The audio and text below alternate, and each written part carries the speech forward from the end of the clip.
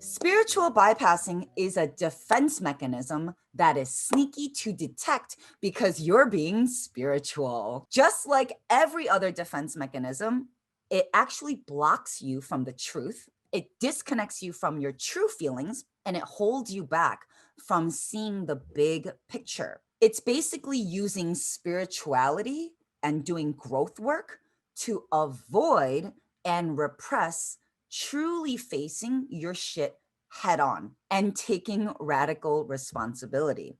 It's using self-help, self-discovery, yoga, astrology, spiritual practices, and all things woo to avoid doing the actual work. Spiritual bypassing happens in all arenas of self-development, growth, therapy, and healing.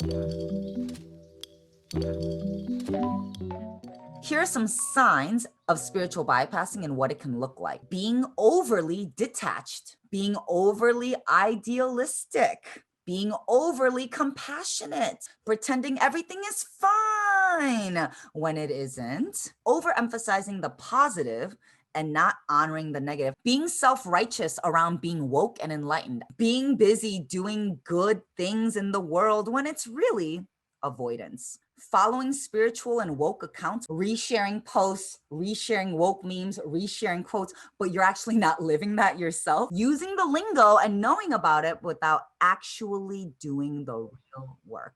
Relying heavily on astrology, readings, and woo to give you answers, not focusing on the present and living in a spiritual realm most of the time. Last but not least, checking off the self-development boxes without actually looking at your shit.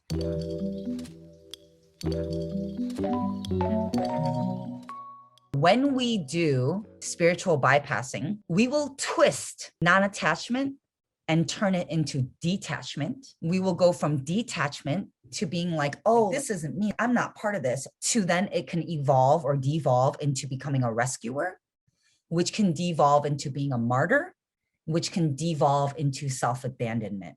We also act like everything is okay because we're afraid that we're going to be perceived as unworthy or lovable if I'm not always growing and healing. And then we do spiritual bypassing because we believe that I have to be the best at growing and healing. So you can never have a bad day. Everything is great. Look at me and my crystals. Oh my God, I'm so enlightened. Oh my gosh, look at my morning routine today.